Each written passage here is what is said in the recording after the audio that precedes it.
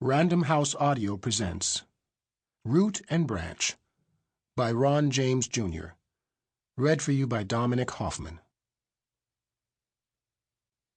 Chapter 1. Southern Justice on Trial. The fox-hunting set of Loudoun County, Virginia had been on edge for weeks, even before the two women were found murdered. With alarming ease, burglars had been stealing china, jewels, and even furniture from the Georgian homes scattered atop the rolling hills that lay about 40 miles northwest of Washington, D.C. No suspects had been taken into custody, and homeowners in towns like Leesburg were oiling their rifles for more than mere sport during the first weeks of 1932. On one mild January night, furniture designer Paul Boeing retired to the big house of his family's estate, where he slept warily, prepared to defend the property against any would-be intruders. Boeing awoke the next morning after an uneventful sleep, donned an overcoat atop his pajamas, slid on an old pair of shoes, and welcomed the crisp morning with a stroll across the lawn to the cottage where his sister and her maid had spent the night. His knocking went unanswered. Boeing opened the door, stepped into the cottage, and jumped back outside as if thrown by a man twice his size. His sister, Agnes Boeing Ilsley, lay beaten to death on the cottage floor. Mina Buckner, Agnes's maid, lay dead in the next room with her skull crushed and one hand stiffly clutching her set of false teeth. Investigators later found the scratched bits of a black person's hair and skin caked in blood beneath Agnes's fingernails. Before the sun struck noon that day, a band of white men had swarmed through several towns in Loudoun County searching for the man they were convinced had murdered the socially prominent Miss Ilsley and her maid. Despite the fact that several of the men were well-to-do members of the county's gentry, their group comprised a lynch mob. They planned to find the murderer, torture him, castrate him, and kill him. But by nightfall it had become clear to them that they were not going to find the killer. It would be more than a year before they learned that the man they sought, George Crawford, was arrested in Boston. It would be another year before the Loudoun County Courthouse resonated for the first time with the voice of an African-American lawyer rising in defense of Crawford, by then formally accused of murdering the two women. And it would be a few months after that when a writer for the Washington Post declared, "If there ever was a lucky Negro, he is George Crawford." In 1932, the chief executive of the National Association for the Advancement of Colored People had straight blonde hair and blue eyes, a thick mustache, and a thin man's tendency to disappear inside double-breasted suits. By all accounts, Walter White looked Caucasian. "My skin is white," he wrote on the first page of his autobiography. "My eyes are blue, my hair is blonde. The traits of my race are nowhere visible upon me." The mailman's son could have passed out of the colored world and lived his life as a white man. If he and his father had not been attacked by a white mob during the Atlanta race riots of 1906, perhaps he would have crossed over like thousands of African Americans did each year. But Walter was 13 years old on that searing September night when Atlanta burned anew, when he and his father defended their home against a mob of white men wielding fire and yelling, "That's where that nigger mail carrier lives. Let's burn it down." Gunshots scattered the horde, and the shaken blond boy decided that he forever would be black. 10 years later, White joined the NAACP after graduating from Atlanta University. Field Secretary James Weldon Johnson, impressed with White's volunteer efforts in the Atlanta branch, hired him as an assistant field secretary. The young staffer's transracial appearance quickly proved an invaluable asset. From 1918 to 1929, White repeatedly went undercover to mingle with Klansmen and murderers and bloodthirsty lots.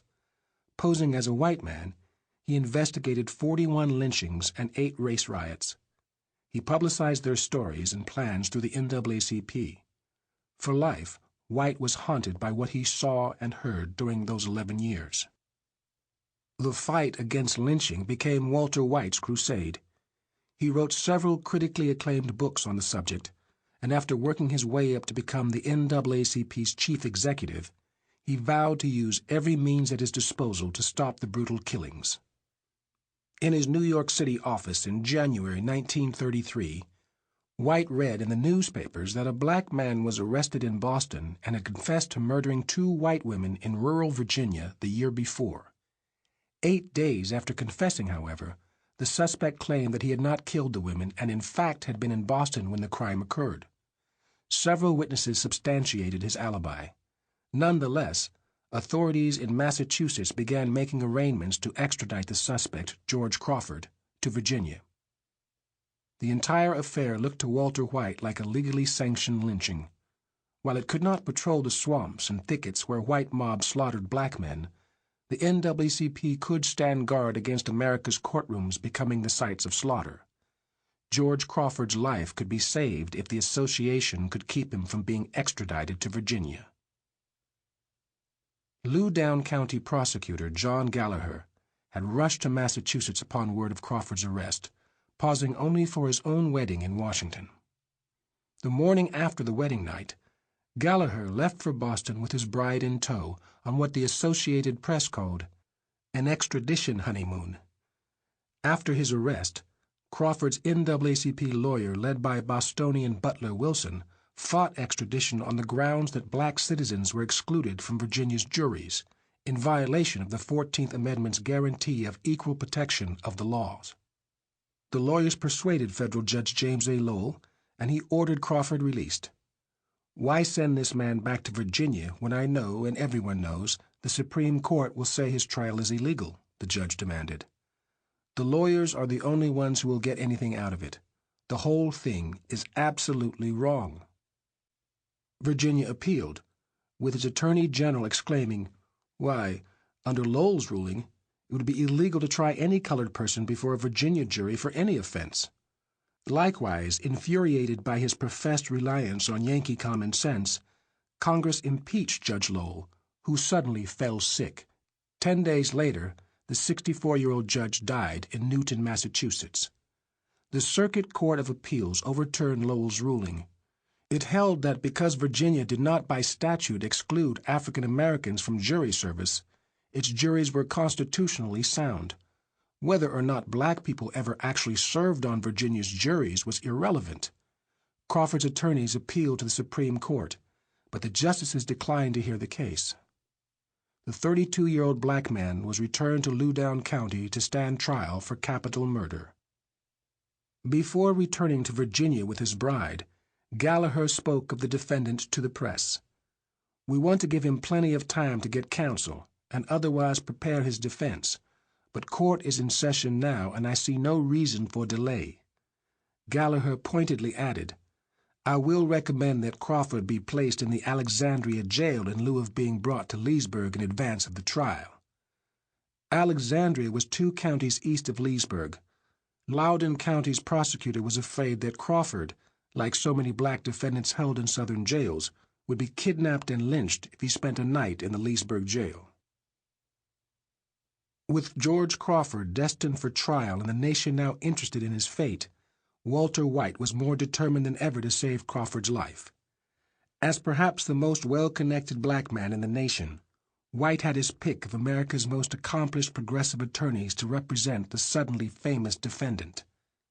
The man at the top of his list was the dean of the Howard University School of Law and a graduate of Amherst College and Harvard Law School. His tireless work and controversial decisions had elevated the school from one that accepted high school graduates to one fully accredited by the American Bar Association. But Charles Hamilton Houston promptly replied with his regrets. "This case is far too big to be sloppily prepared. I would not be equal to the task," Houston explained, "because it would mean that I would have to give up all work here at the university. It would be impossible to do both jobs at the same time."